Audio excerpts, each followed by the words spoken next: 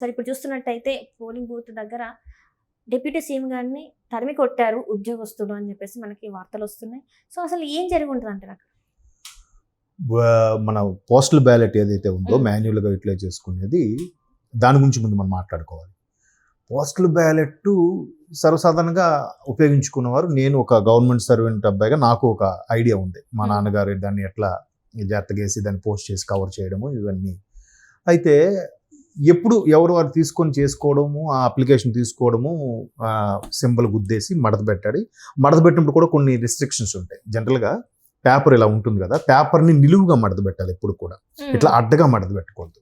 ఎందుకు మడత పెట్టకూడదు అంటే ఇది చాలా మందికి తెలుసు, బట్ మళ్ళీ నేను చెప్పదలుచుకున్నాను.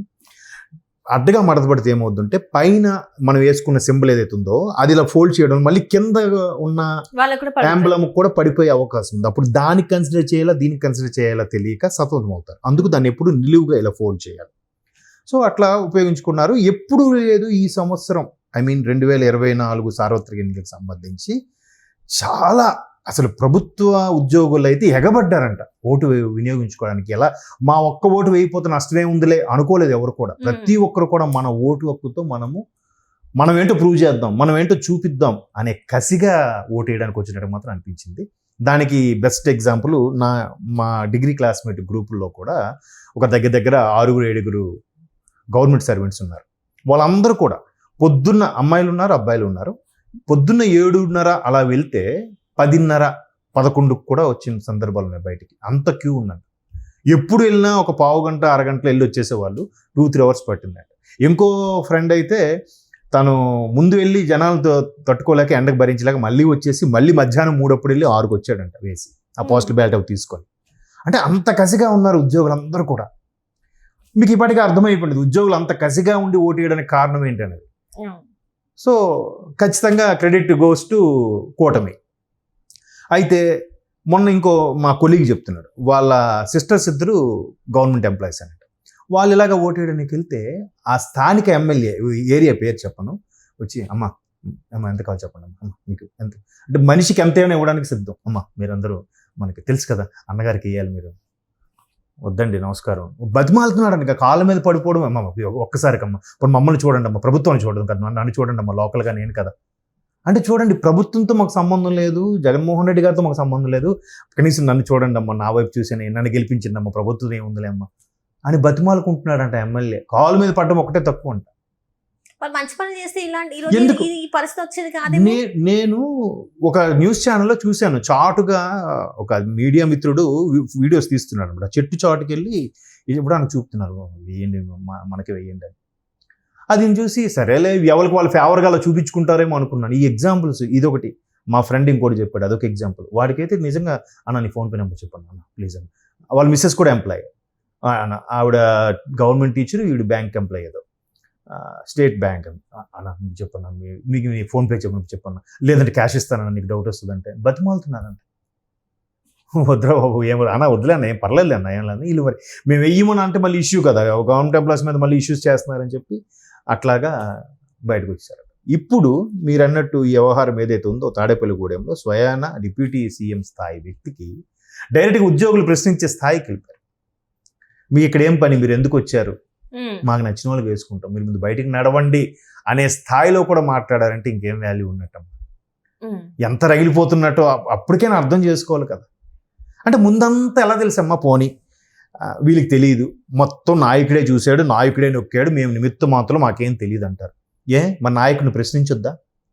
చెప్పాలి కదా. ఈ గడిచిన 5 ఏళ్లలో ఒక్కసారైనా సార్ మీరు ఇలా చేయడం వల్ల అక్కడ స్థానికంగా ఇబ్బంది అవుతుంది సార్ స్థానికంగా మమ్మది విసురుతున్నారు సార్, ఎగురుతున్నారు సార్, ఇది బ్యాడ్ అయ్యే అవకాశం ఉంది సార్ అని ఒక్కడు చెప్పడా? అంటే ఈ పని బాగుంది, ఎలక్షన్ టైంలో ఏదో చూడలేదా, పంచుదాలేరా, పంచితే ఎవడయ్యాడరా, ఇట్లాంటి మెంటాలిటీ ఉండబట్టి ఇప్పుడు దాన్ని అనుభవిస్తున్నారు కదా. ఇదే ముందు నుంచి కూడా ఈ బతిమాలుకోవడం, అక్కడ నాయకుడిని అధినేతని పార్టీని బతిమాలుకుంటే, సార్ ఇట్లా మీరు ప్రవర్తించడం వల్ల, ఇలా చేయడం వల్ల మాకు వెయిట్ ఉండట్లేదు, మా నిధులు కూడా అటే మళ్ళించి మొత్తం సంక్షేమ పనులు కడుతున్నారు, అభివృద్ధి లేదు, స్థానికంగా ఎవరైతే తీసుకుంటున్నారో వాళ్ళ వరకు ఓకే, వాళ్ళు తీసుకున్న వాళ్ళు ఎంతమంది ఉంటే ఎంత పర్సంటేజ్ ఉంటారు లబ్ధి పొందిన వాళ్ళు, మిగతా వాళ్ళ పరిస్థితి ఏంటి? ఇప్పుడు 5 కోట్లు 2 కోట్ల కుటుంబాలు ఉన్నాయన్నారు, మిగతా 3 కోట్ల సంగతి ఏంటి? వాళ్ళే పనులు వాళ్ళే పనులు చేసుకోవాలి, చేసుకోవాలి. ఎలా తినాలి, ఎలా తినాలి, ఎలా బతకాలి, ఏంటి పరిస్థితి? కుటుంబంలో నలుగురు వేసుకున్నా కూడా ఒక అంటే ఇవన్నీ ప్రశ్నించుంటే ఇప్పుడు ఈ బతిమాలుకునే పరిస్థితి వచ్చేది కాదు కదా. మరి ఇప్పుడైనా ఎందుకు ఎలా మాట్లాడుతున్నారు? మొన్న కూడా ఇంకో నియోజకవర్గంలో మా బాబాయ్ ఉన్నారు, అందులో ఆయన రిటైర్ అయిపోయారు.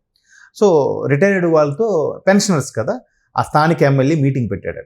ఆయన కూడా అదే మాట, నేను మళ్ళీ పేరు చెప్పను, పేరు చెప్తే ఎందుకంటే ఆ పర్సన్స్ పేర్లు బయటకు వస్తాయి. ఆయన అయితే, అయ్యా నేను మీకు 30 ఏళ్ళుగా తెలుసు, నన్ను చూడండి, పార్టీ పరంగా కాదు, నన్ను చూసి గెలిపించండి. ఎక్కడికి వెళ్ళి ఇదే అభ్యర్థన. ఎందుకు కదా మరి? అది వీళ్ళు అన్నారంట, మీరు ఇండిపెండెంట్ పోటీ చేయని మీకు ఓటేస్తామన్నారంట ఈ పెన్షనర్స్ అందరు కూడా. No answer.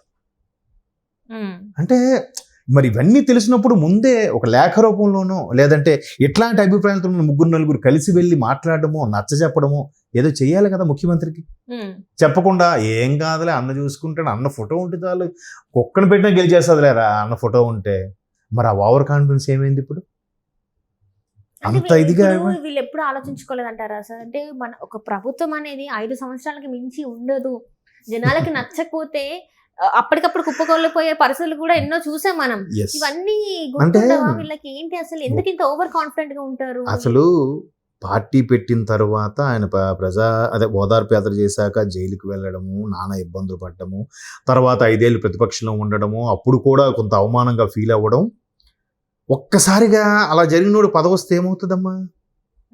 ఆటోమేటిక్ గా ఫీలింగ్ పెరిగిపోద్ది కదా. ఇప్పుడు ఇది ఏమనిపిస్తుంది అంటే ప్రజలకి అప్పుడు యాక్టింగ్ చేశాడు, అసలు నిజ స్వరూపం ఇదే తనది అని చెప్పేసి ఇప్పుడు జనాలు ఫీల్ అవుతున్నారు. అవునివ్వండి, ఇప్పటికేం తెలుసుకున్నారు, సంతోషం.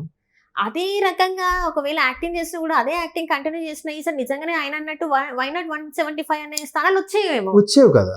అంటే ఇప్పుడు అవి ఇస్తూనే మిగతా వాటి మీదుగా దృష్టి పెట్టి ఆయన ఇప్పుడు ఏదైతే తిరుగుతున్నాడో ఇలాగ కనీసం నెలలో ఒకసారి తిరిగినా చాలు, ఒక్కొక్క జిల్లాకి వెళ్ళి నెలలో ఒకసారి వచ్చారు ఆయన. తాడేపల్లి ప్యాలెస్ తప్ప ఎక్కడికి రాలేదే. ఈవెన్ కోవిడ్ టైంలో కూడా తను ఎక్కడ ఏది ఎలాంటిది తీసుకోలేదని చెప్పేసి వాళ్ళు కూడా ప్రజలు కూడా బాధపడుతున్నారు.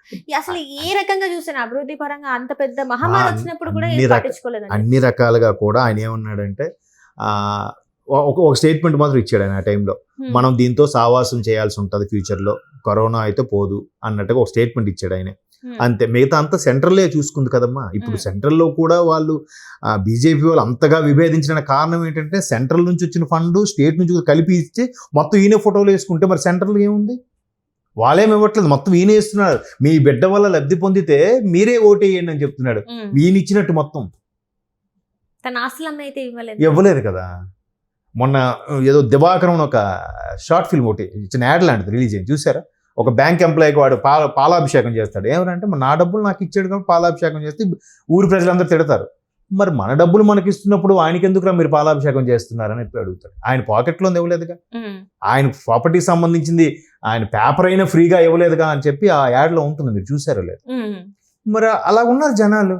అబ్బా ఇచ్చాడు రా, మనకి ఇస్తున్నాడు రా, మన ఇంటి వరకు ఇచ్చేస్తుంది. ఎవరో ట్యాక్సులు కడుతున్న వాళ్ళవి. మరి రేట్లు పెరిగిపోతే పర్వాలేదా? ఈ పక్క రాష్ట్రంలో హైదరాబాద్లో పెట్రోల్ ఎంత ఉంది, పక్క ఆంధ్రప్రదేశ్లో పెట్రోల్ ఎంత ఉంది చూడండి.